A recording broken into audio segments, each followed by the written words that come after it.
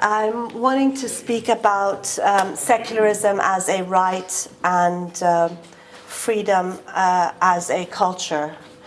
And basically, I want to first start with this, where you've got Elizabeth Cady Stanton. She's a US suffragist. And one of her famous quotes is that every form of religion which has breathed upon this earth has degraded women. And I think this is something that a lot of people who are involved in women's rights or might be interested in women's rights would possibly agree with. And we see very often in issues around women's rights, there is this challenge from religious institutions and bodies. So one of the latest examples we know of is in Ireland, where women and men were campaigning to end restrictions on abortion and reproductive rights for women. And very clearly, the Irish Church was against this, this change, and they organized around it. And when the Eighth Amendment was repealed, it was very clear in society that it was a challenge to the Catholic Church, and that it meant that the influence of the church had diminished as a result. And if you look at other movements for women's rights, like the suffragette movement, very clearly there is this challenge to the church as well. So much so that several churches were attacked by the suffragettes.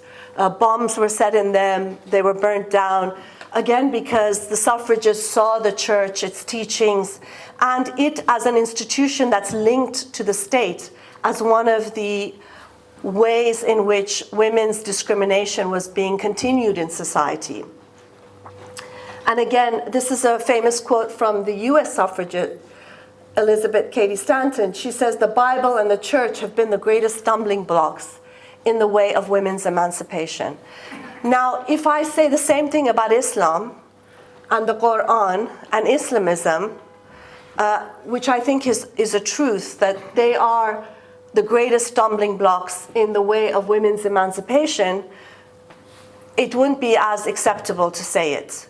And there would be lots of accusations, cultural relativism, as you mentioned, accusations of Islamophobia, accusations of racism, and so on and so forth. And what I want to argue is, one, that that's not the case, that there are many Muslims or people from Muslim backgrounds who would agree with me and who are fighting for women's equality, whether they're believers or non-believers like myself. And there's a lot of evidence, in the same way that Elizabeth, the suffragettes, they did a woman's Bible to criticize all the negative things in the Bible against women. Well, there are lots of negative things against women in all religious texts, from the Torah to the Bible, and also the Quran. And here's one surah that's very famous about disobedient women, how to deal with your disobedient wife. And one of the ways is to beat her. And of course, there's lots of hadiths from Muhammad, sayings and actions of Muhammad, Islam's prophet. And one of them, which is famous, is that he's left behind no fitna, which is like calamity or chaos, more harmful to men than us women. So I don't know whether we should be proud of that or upset about it. So again, here I'm not talking necessarily about religion as a private belief, because I think people are a lot better than the religions that they're born into out of no choice of their own, because they're 21st century human beings. But I'm talking about it mainly as an institution in power, like it's like a mafia, worse than a mafia, in the state, in political movements that are imposing their will on vast numbers of people. This is a photo by Mahshad Afshar. She's an Iranian photographer, and it's called the cursed seal, which is what women are perceived as, cursed. And if it's a personal matter, well, you have a neighbor who's a bit homophobic, who's anti-woman, well, you just ignore them. It doesn't really affect your life. But when you're talking about it being part of the state, part of the law, part of public policy, then it does affect every aspect of your life. And that's where the battle against Islam and Islamism becomes so key, because Islamic states are using Islam as a way of suppressing women's rights. And so a criticism of the state automatically brings with it a criticism of religion as well. And you can't separate these two from each other. And when it does become implemented in the law, it's the difference between a man who thinks a woman who's not covered up is a prostitute to the state actually bringing out morality police, arresting women who are improperly veiled. And we're talking about a country in Iran, for example, where veiling is already compulsory, and it could amount to fines and imprisonment. And of course, this fact that women are the fitna, chaos in society, and the need to cover them up. So here are actual merchandise that's sold in stores. And an artist called Philip Toledano, he did a portraits of absence. And it shows how women are completely erased from packages that are being sold in stores. And in a way, when you look at the chador, which the Iranian regime imposes, and of course, which many women in Iran do not comply with, it is similar to that black erasure. It's a fabric erasure of women from the public space. And there's constant propaganda against women. Constant propaganda. So, there are billboards on the streets which liken improperly veiled women, because don't forget, veiling is compulsory in Iran, to an unwrapped candy where, flies are all over you. And there's another sign, which I think I heard was in Afghanistan as well. I don't know if you two have seen it, but it says, have you ever seen an onion that's got a worm? No, because it's got so many different layers. But a potato, it easily gets worms because it has no layers, not enough layers. And so it tells you at the end, sisters, be an onion, be an onion. And this also is the real reason behind gender segregation. I mean, we often hear about how it's a choice and how everybody loves it. It's a choice if you go and sit where you want, with women, with men. It's not a choice when they put a curtain in between the room and tell you where to sit. That's no longer it's a choice, it's the end of choice.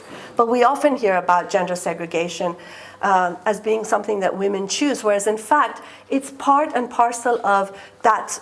Women are seen to be the source of fitna. And it has a very poor view of men as well, because it basically says that men can't control themselves, which is why they need to be segregated. I would be annoyed if I was a man, too, with this sort of rule. And I've actually heard a couple of times, both in Iran, but also in Britain, where it's been explained to me that we have to have gender segregation, because if we don't, then we'll have to go and stone people to death for having sex outside of a marriage. So isn't it better that we segregate them from the start? And these are actual arguments that have been made, including by Sharia courts in Britain, where you have Suhaib Hassan. He's the founder of the Islamic Sharia Council. It's the oldest Sharia council in Britain. They have charitable status, but the Council of Ex-Muslims has been denied charitable status. They have charitable status, and this is some of the things he said. If only we could stone an adulterer in Britain, things would be so much better there. And so on and so forth. So they use very much similar arguments again, whether it's in Iran or Saudi Arabia or Afghanistan or Pakistan, you hear very much similar arguments. And of course, everything is women's fault. This is a great cartoon. There's corruption, there's acid being thrown in women's faces, there's the police beating freedom fighters, hangings, floggings, but a woman shows a strand of her hair and rivers run dry. And actually this is why, rivers in Iran running dry because of their lack of concern for environmental issues is because women aren't veiling themselves properly enough.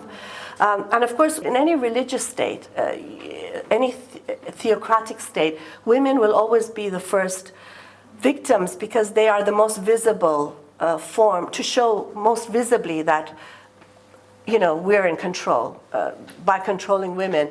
Now, but they're also very much at the front lines of resistance. And so here is a great cartoon showing women puncturing the wheel of security agents in Iran. And of course, this fight of women being at the forefront is not just non-believing women like myself, like some of you who are here, but also believing women. There's a Muslim women's group in India fighting against, and has won actually, the fight against triple talaq, which a man can say, I divorced you 3 times, and that's it. They can text it to you, you're out of your house. Very often you might not have child custody depending on the age of your child. So a very serious human rights issue, and they've been campaigning against it. There are Muslim women also who are against, for example, polygamy laws. Polygamy is also often, I don't know if you've heard this, but they often compare it with gay marriage. Well, if gay people can get married, and we can have 5 wives or 4 wives or whatever. And again, they're not comparable, because with polygamy there's an increase in violence. It's women have a very substandard position in the household. So it's not, just another lifestyle as they're trying to promote. And again, in the fight against these sort of rules, women are very much at the forefront. And this is women in Afghanistan. And the sign says, we want the hands of the filthy merchants of religion off our country. So so that we don't have more Farkhones and Rakhshanes. And Rakhshane was a woman who was stoned to death by the Taliban. And Farkhone was actually a believing woman who was accused by a mullah of being a non-believer.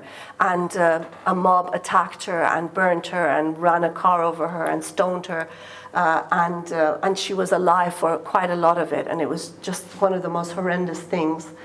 And so, again, this is something that people are fighting against there. In Iran, there's a big movement against gender segregation. And especially for women to be able to enter football stadiums, because women are not allowed to enter those stadiums. And again, the Iranian regime, it's very funny. It says they don't want women to go in stadiums because they don't want them to hear offensive language. They're so concerned about women. They often give these examples. But segregation really is so humiliating. And I think if anyone who's been through gender segregation reads this, they would feel it too. This is a U.S. civil rights activist, Diane Nash, and she said segregation was humiliating. Just the reality of signs that said you couldn't use the front door, you couldn't use this water fountain, implied that you were subhuman. Every time I complied with a sign, I felt like I was acquiescing to my own inhumanity. I felt outraged and hated it.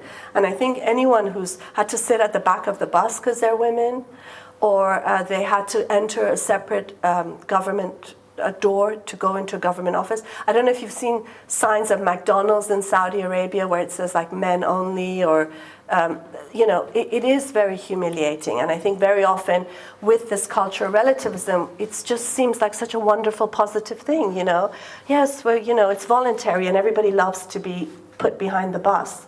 And again, we see this in the women's unveiling movement in Iran. You must have seen this picture. It's become iconic, of Vida Mowahedi, who took her hijab and put it on a stick as a protest to compulsory veiling. And with the Stealthy Freedoms campaign, we're seeing a lot of these cases, and also because of the internet. So here's one of a woman who's unveiled in front of a sign saying, "Sisters, please respect your Islamic hijab." I mean, what a great place to do that. And there are men who are joining into the campaign saying, why is it compulsory for women? I'll wear it. She doesn't have to. I'm quite happy with that. And I don't know if you saw this recently on social media, the 10-year challenge. It's a Turkish campaign which shows women 10 years after they've stopped wearing the veil. And there's this in Saudi Arabia of women who wear their abayas inside out to show that they're opposed to compulsory veiling. And of course, if you're looking for it, because here all we hear is how it's a right, it's a choice, and using this rights language is something that the Islamists have become very good at doing. Suppressing women, but saying it's a choice and a right. It's very cleverly done. And but you can see the resistance if you're looking for it. This is a wonderful photo of a family who's reached a liberated area after having fled ISIS-held territories. And the color under the black veil is so beautiful and so telling of the sort of resistance that exists even in ISIS-held territories. And this is a wonderful picture of all the black hijabs being thrown on the floor because people have now reached safety and they don't need to wear them anymore. And this is a photo of a Kurdish fighter pulling down the ISIS sign, saying how women should be dressed. I mean, how can you even see anything through that? And I think this is something really, such a positive thing in the world. It's, you've got Rojava, which is in Syrian Kurdistan. It's become a center of feminism and secularism in a war zone. So when they keep telling you that these rights are Western, well, no, I'm sorry. Now the center is Rojava, and it's a place where they've banned Sharia courts, they've banned polygamy, they've banned child marriage. They have women in every council, because it's council rule. So every workplace, every neighborhood, every region, and also nationally, there are councils, and there has to be one man and one woman in every situation. So that's even better than I think what the humanists are doing, isn't it? So it's really something we should be supporting, especially with them being under attack by the Turkish government. And I don't know if you've seen Jesus and Mo, but it's this cartoon where it's Jesus and Muhammad, and Muhammad says, "Oh, stop complaining, Jesus. You should feel protected like a precious pearl within an oyster shell." And Jesus says, "I just feel hot." And then Muhammad says, "The important thing is to show the world that it's a liberating, empowering choice, a symbol of your freedom to express your identity." And Jesus says, "Can I take it off now?" And he said, "No." And it really is, symbolic of what so many women face. And so I think this is really the crux of the issue. This is Alia Majd al-Mahdi. She's an Egyptian woman who actually posted a nude photo of herself in Egypt as a protest and a scream against misogyny. She was kidnapped by the Islamists. She was threatened. She's now applied for asylum in Sweden. And she went into a hijab conference in Sweden with topless, saying hijab is sexism, not anti-racism. And I think that sign, in my opinion, says it all. And of course, she joined me, and that's Amina Saboui from Tunisia, who also did a nude protest. This is brilliant. This says, "Here's your honor," because you know how men's honor seems to be only between women's legs. And mine is the Iranian flag. I've cut the Allah out and put something much better in its place, I think, anyway. So actually a few weeks ago, the Iranian government has started doing documentaries on opposition and criticizing them. And there's one on feminism and how feminism is all about becoming a prostitute and, all of that. It's Western colonialism and all of that. But there's a section of it about me, which I wanted to show you. Yeah. خودش به نوعی مذهب سیاسی نمی‌کنه. خود من راستش بخوام از این واژه مسلمان سابق خوشم نمیاد. یعنی چه؟ دیگه مسلمان مریم نمازی کارمند حقوق فرد در کمیته به نام کمیته مسلمانان سابق راه اندازی کرده که مختص نیروهای مرتد و از دین برگشته. کمیته مسلمانان سابق آشکارا به تمسخر اسلام و احکام اسلامی می‌پردازد. شما شخصا چندین بار از این مسئله استفاده ابزار یعنی از پیکر استفاده کردید برای اعلام. آره من فکر کنم خیلی ابزار مهمیه و خصوصا می‌دونید همیشه بدن زن تو دست خودش نیست. همیشه یک ابزاری برای پول درآوردن، برای فروش و یکی از راه‌ها اینه که بالاخره با خود بدن آدم بیای توی ملأ عام به مقدسات توهین کنی، بگی که من مرتدم. شریعه فقه اسلامی کمیته مسلمانان سابق که با حمایت ولی تأسیس شده آشکارا به تمسخر اسلام و احکام اسلامی می‌پردازد. خود مریم نمازی شخصا در پاریس و در محوطه موزه لوور برهنه شد. او همچنین با توهین به کلمه الله در پرچم ایران تصویری ضد خدا از خود به جای گذاشت. بگی که من مرتدم، حالا چیکار دارید؟ من حق دارم مرتد بشم، حق دارم از بدنم به طوری که خودم تصمیم گرفتم استفاده کنم و به نظرم این یه درسیه. So this is basically the Iranian government's taken an interview I've done and commented on it. But what I find interesting about the commentary is that it doesn't say, oh, it's Islamophobic, it's bigotry, it's inciting hatred against Muslims. It talks about what it really is, which is an attack on God, on Islam, and on the regime. And its flag. So I think for them it's very clear. Unfortunately, for many on the pro-Islamist left, they're very, very confused. And I say that as someone who's on the left myself. And again, on the issue of atheism, which was mentioned in the documentary, the right to apostasy, the right to blasphemy, when you can be killed for it, is an important form of resistance. Celebrating it and opening up the space for that is something that is important to do, and that's part of the work of the Council of Ex-Muslims.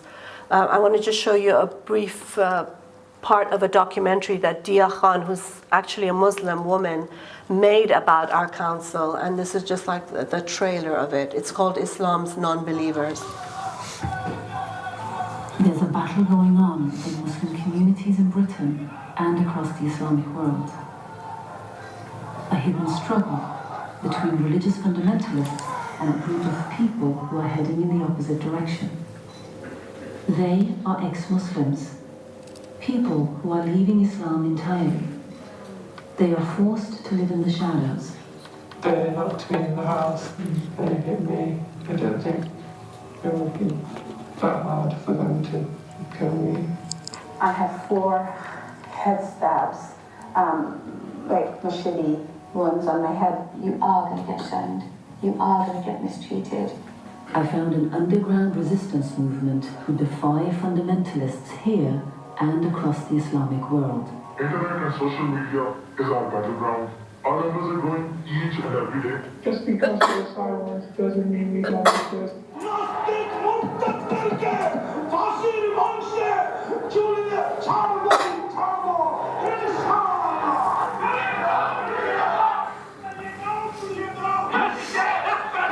The hellfire is waiting for anyone who is rejecting Allah and His Messenger. Moreover, their families, they should not continue having any kind of relationship with them. This is a time bomb of young people who are being traumatized, really. And again, this video very clearly shows the issue of shunning. I'm sorry, it's very, very painful, isn't it? Because so many people have gone through this as well. And one of the women, a psychologist who works with us, was saying that shunning is similar to long-term torture because it does put so much pressure on young people in particular to conform, or they lose everything. And that is such a painful thing to have to live with, and sometimes worse than the death threats and other things of that nature.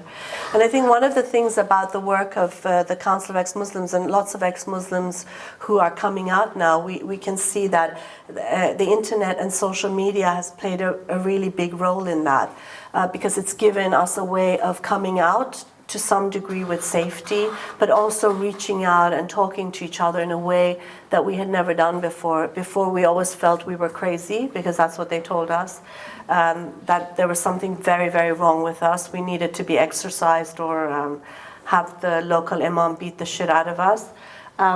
But the internet showed very clearly that it's not the case. There's so many of us. And this is part of the same documentary I showed you about the regime had talked about me. There's also something it says about the social media, which I want you to listen to.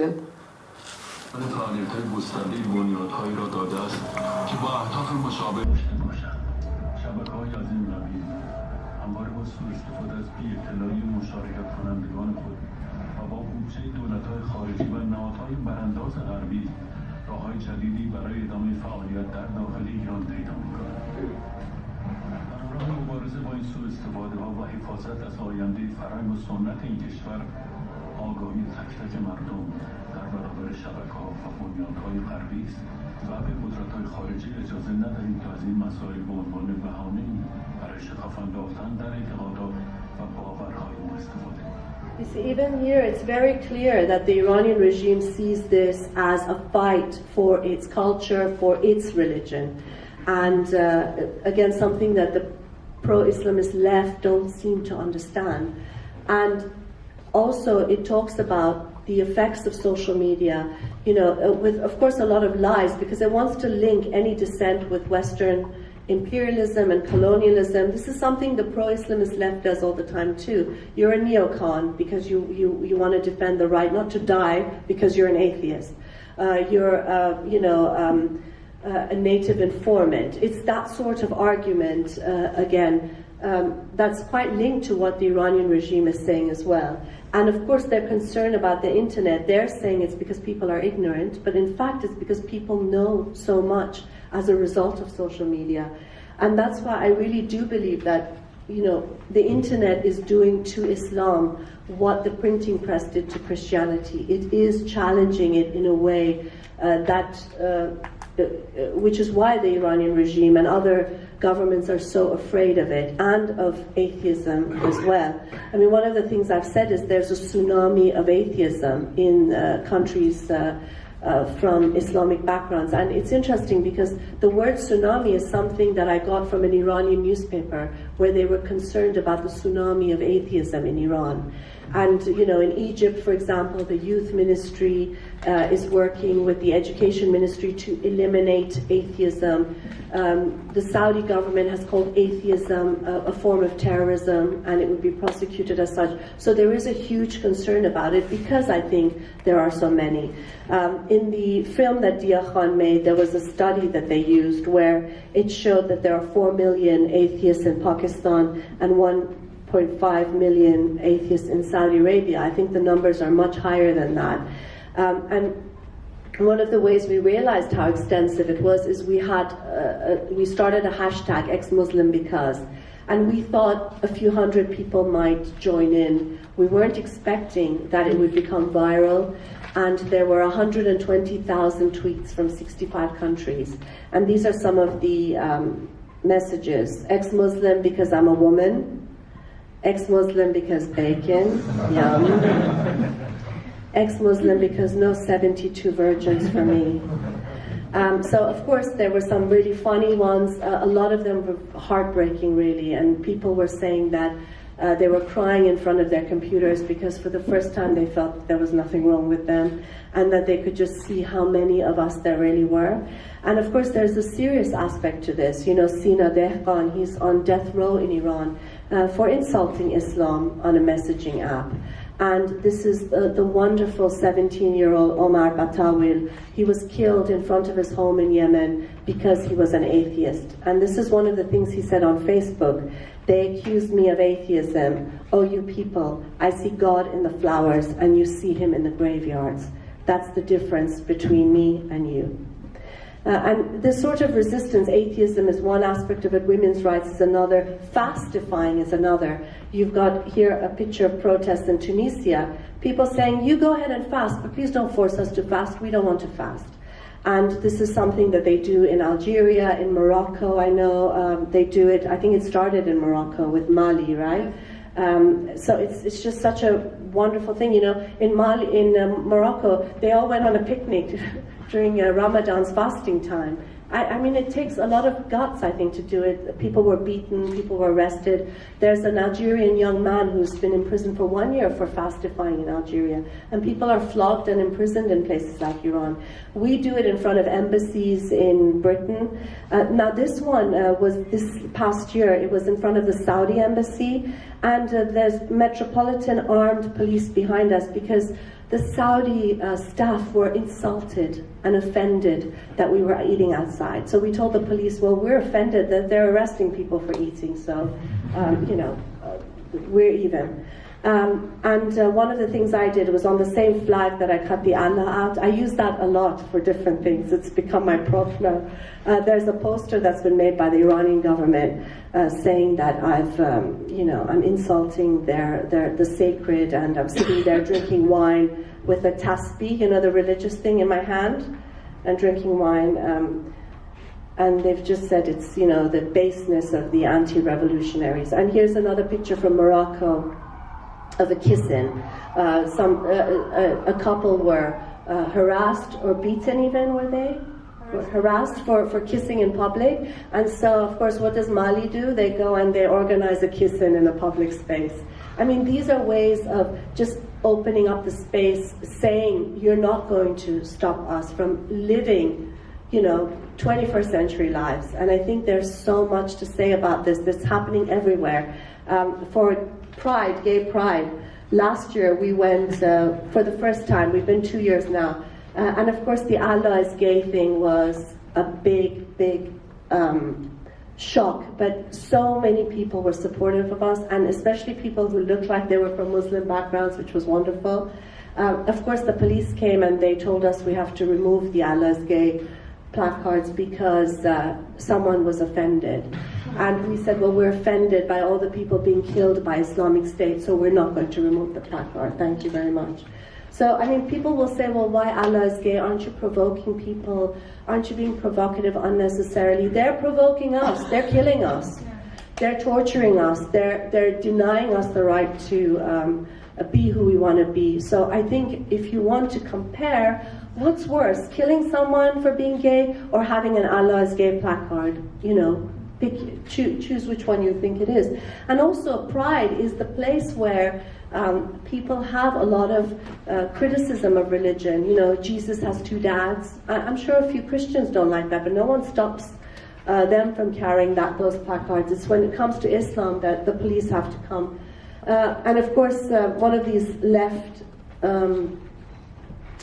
pro-Islamist left, he compared us with Nazis. Well, I've never seen a Nazi march for gay rights. And lots of people march for gay rights, and mainly progressive people. And of course, Muslim leaders complained about us, and they called it Islamophobic. But it's interesting because, first of all, they were not Muslim leaders, and that goes back to this whole idea of cultural relativism and making the community homogenous. It was the East London Mosque and MEND, which are two Islamist groups, who every day invite speakers who call for the death penalty for gay people and apostates. And of course, Pride took them seriously, and we were almost not going to be allowed to officially march. We told them we're going to march whether you let us or not. So they let us. But it took them 8 months to let us march a second time. And this is one of the, another example of this sort of accusations of inciting hatred as a way of shutting us down, when in fact we're fighting the hatred that's being perpetrated against us. The Islamic Society at Goldsmiths, they wanted to cancel my talk to the atheist group there, and when it wasn't cancelled, they came and they threatened people, they disrupted the talk, they made a bomb signal, they made like I'm going to shoot you in the head sign to someone. And you can't, if you look at the video, you'll see it's not on the person, but you see someone crying, because the woman who's crying is a Libyan ex-Muslim who was actually abducted for 3 days in Libya, and who thought she was not going to make it out. And that sign that the Islamic Society guy made her cry, because it was just so shocking for her. And what happens after all this? I mean, this became viral. The Goldsmiths Feminist Society and the LGBTQ+ Society issued a statement in solidarity with the Islamic Society against me. Because what? For hosting known Islamophobes, because that's what I am. And again, this idea that criticizing Islam and Islamism is the same as attacking Muslims, it's not, but shutting down debate with that accusation. And this is an opinion piece in The Guardian. He's actually the Comment is Free Guardian editor. And he's writing why it was right when another university, Warwick University Student Union, decided to bar me. And they said they're barring me from speaking because I'm inflammatory, and they're worried that I would incite hatred. And again, the fact that we're just merely saying that apostasy and blasphemy is a right is considered inciting hatred. And you've got The Guardian saying that there's nothing misguided about concern for Muslims. Again, this sort of conflation of criticism of Islam as attack on Muslims. And this is something we face all the time.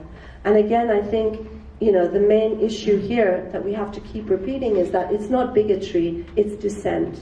It's dissent, and people who have fought the Catholic Church have a long history of that dissent. And people who fought other religious right movements have had a long history of that dissent. And ours is within that same framework. And also that there's no such thing as homogeneity. It's a fallacy that there are lots of people who are dissenting within the so-called Muslim community. This is a perfect example of this is Mullah Nasruddin, sorry. And here's the leader of the Hajj pilgrimage to Mecca. They're being led by the right person. And this is another cartoon he's done. This is from the 1901. Showing how the Quran is always kept so perfectly clean, but children and animals, there's no concern for them. And of course you've got like an atheist writer in Iran who said heaven is the best excuse to make the world into hell. So this whole thing of offense and Islamophobia, they're really ways in which to silence dissent and not to protect Muslims, because after all, you're not going to protect Muslims by silencing criticism of Islam and Islamism. And one of the things we keep repeating is that, yes, people have the right to religion, but we also have the right to be free from religion. And I want to end with a few things just as bullet points. One is the head of Southall Black Sisters, and their slogan, which I love, it says, "Our culture, struggle, not submission." And at a conference we organized recently, she talked about how dissent is so vital to a secular democracy, and that protecting the right to dissent without fear of intimidation, violence, and retribution is central to the democratic process and governance. And the absence of disagreement, difference, and dissent is totalitarianism, despotism, and tyranny. And so, looking at dissent in that way within a framework of citizenship rights and our common humanity versus the sort of cultural relativism and the ghettoization of communities, but also looking at freedom of expression as being key. And as Rosa Luxemburg said, freedom is always and exclusively freedom for the one who thinks differently. And of course, I think secularism is so key here, because secularism is a framework that allows both free thinkers and believers to be able to live in the same society. And of course, this thing on universal rights, the cultural relativists say rights are relatives. They're not, they're universal, they're not Western. And I want to show you quickly a demonstration. I guess it's not working. I'll do it here. This is a demonstration. I think it's just become a picture now. Le 8 mars, c'est ni un jour de l'Est, ni un jour de l'Ouest, c'est un jour mondial. À l'aube de la Révolution, les femmes sont oubliées. Nous sommes des femmes iraniennes, nous ne resterons pas enchaînées. Sans la libération des femmes, la révolution n'a aucun sens. D'autres slogans: nous ne voulons pas de voile obligatoire. Les femmes luttent et leur lutte est victorieuse. So basically, imagine these are slogans that were given 40 years ago, and how things seem to have gone even more backward. I want to end with a quote from Salman Rushdie, because as you may know, that this is the 30th anniversary of the fatwa against him. And he wrote something to a British MP who had basically said that black people don't care about books being burned, and that this is just a preoccupation of white people. And again, this goes back to the Iranian regime's thing about it being Western, and also the pro-Islamist left's position on this. So he said, "Dear Bernie Grant, burning books, you said in the House of Commons one day after the fatwa, is not a big issue for blacks. You represent, sir, the unacceptable face of multiculturalism, its deformation into an ideology of cultural relativism. Cultural relativism is the death of ethical thought, supporting the right of tyrannical priests to tyrannize, of despotic parents to mutilate their daughters, of bigoted individuals to hate homosexuals and Jews, because it is part of their culture to do so. Bigotry, prejudice, and violence, or the threat of violence, are not human values. They They are proof of the absence of such values. They're not the manifestations of a person's culture. They are indications of a person's lack of culture. In such crucial matters, sir, to quote the great monochrome philosopher Michael Jackson, it don't matter if you're black or white. Thank you.